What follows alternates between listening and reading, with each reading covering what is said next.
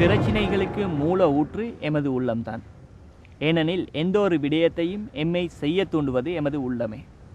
ஆகவே எமது உள்ளம் அமைதியடைந்தால் நாம் அமைதியடைவோம். நாம் அமைதியடைந்தால் உலகம் அமைதியடையும். இப்போது நாம் உள்ளத்தை அமைதியடைய செய்கின்ற ஒரு வழிமுறையை பார்க்க போகின்றோம்.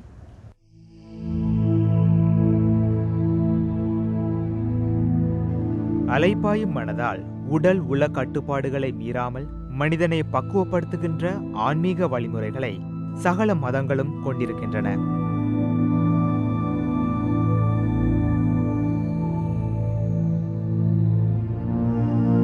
யோகாசனமும் மனிதனது மனதினை கட்டுப்பாட்டிற்குள் வைத்திருக்க காணப்படுகின்ற மற்றொரு மிகச்சிறந்த வழிமுறையாகும்.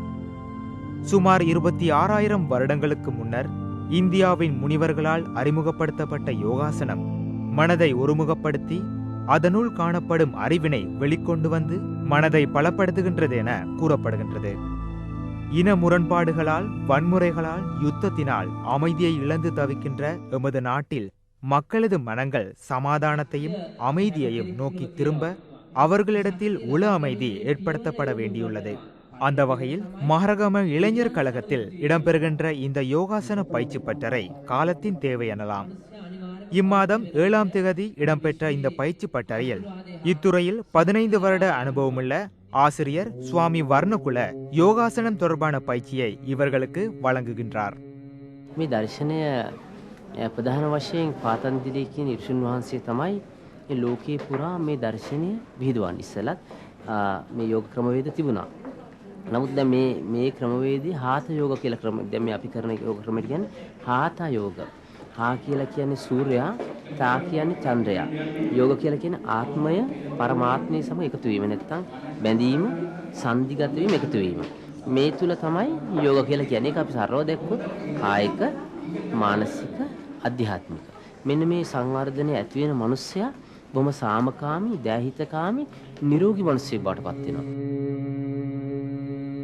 மனிதனின் பௌதீக மற்றும் லௌகீக செயற்பாடுகளை கட்டுப்படுத்தி அவர்களை மோட்ச நிலைக்கு அழைத்துச் செல்வதே யோகாவின் நோக்கமாகும். உள்ளம் இயல்பில் கொண்டுள்ள நல்லெண்ணங்களை, சூழலின் குரூரமான சிந்தனைகள் மேற்கொள்ள முயற்சிக்கின்ற ஆக்கிரமிப்பினை கட்டுப்படுத்தும் சக்தியினை யோகாவின் ஆன்மீக பண்பாட்டு வழிமுறைகள் கொண்டிருக்கின்றன.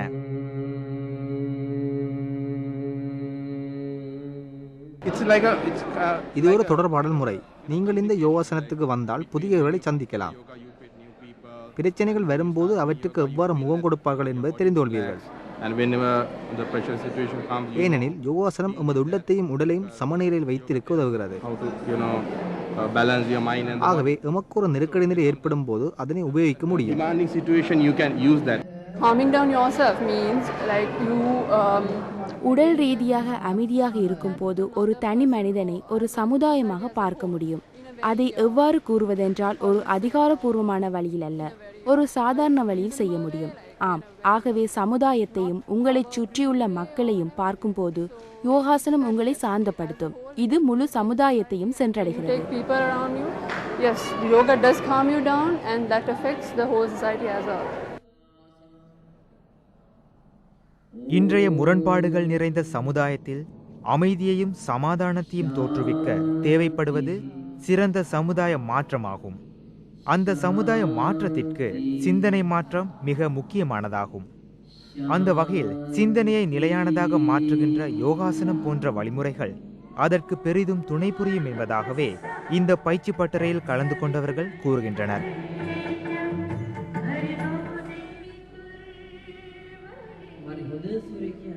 කායික හා මානසිකව විශාල වශයෙන් අපට මේ සම්බරතාවය පුළුවන් හැම දෙයක්ම වැඩ කරගෙන යෑමේදී අපට ලොකු සහයෝගයක් මේකේ තියෙනවා. අද යන්ත්‍රවිත්ත සමාජයත් තුළ පැයක් හෝ අපි යෝග කල්ලි වෙරලා මිනිසුත් එක්ක සමාජයත් එක්ක ඒකාකාරී වෙන්න එනකොට අපි අපේ තියෙන වෛරය, ක්‍රෝධය නැති වෙලා හොඳ සමාජමය එකක් ගත කරන්න පුළුවන්. පෞල් ජීවිතය වේවා, සමාජ ජීවිතය වේවා, අනිකුත් ආගමික නම්බුරතාවය හැමදෙනාම සම්බරතාවය ගෙනියන්න පුළුවන් කියන එක මම යෝගවල දකිනවා.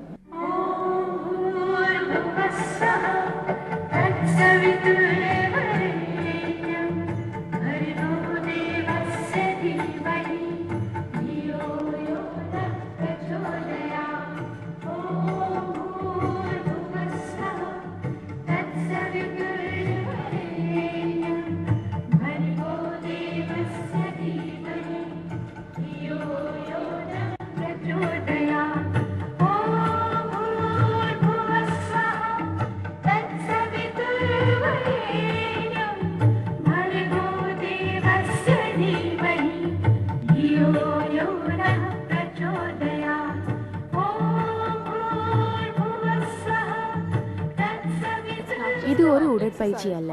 நீங்கள் உடற்பயிற்சி நிலையங்களுக்கு சென்றால் உடலை அசைத்து உடற்பயிற்சி செய்வீர்கள். அத்தகையது ஒரு விடயமல்ல இது. யோகாசனம் என்பதை நீங்கள் அதை தொடர்ந்து செய்யும் போது உங்களது உடல் சார்ந்தப்படுவதை நீங்கள் உணர்வீர்கள். මේ ලෝක සාමය ගැන කතා කරන මිනිසුන් තුළ අභ්‍යන්තරික සාමය නැහැ.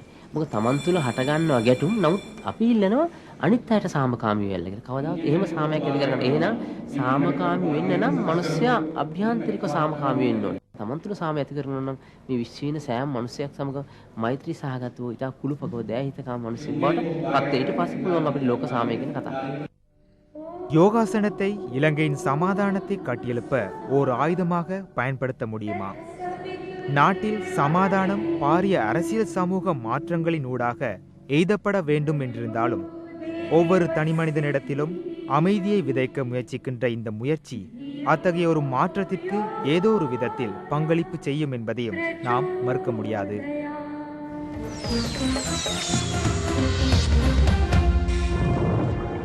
நாம் அறிவியல் யுகத்தில் வாழ்ந்து கொண்டிருக்கின்றோம். இந்த அறிவியல் யுகத்தில் மிருக உணர்வுகளுக்கும் குரூர மனப்பாங்குகளுக்கும் இடமிருக்க முடியாது என கூறப்படுகின்றன.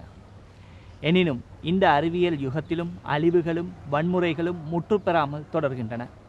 காரணம் எமது சிந்தனைகளையும் செயற்பாடுகளையும் அறிவினால் நாம் வழிநடத்த தவறிவிடுகின்றோம் என்பதாகவே கொள்ள வேண்டியுள்ளது.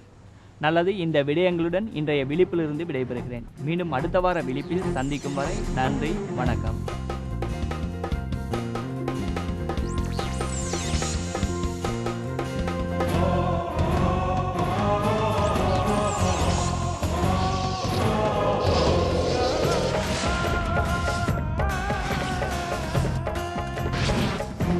Thank you.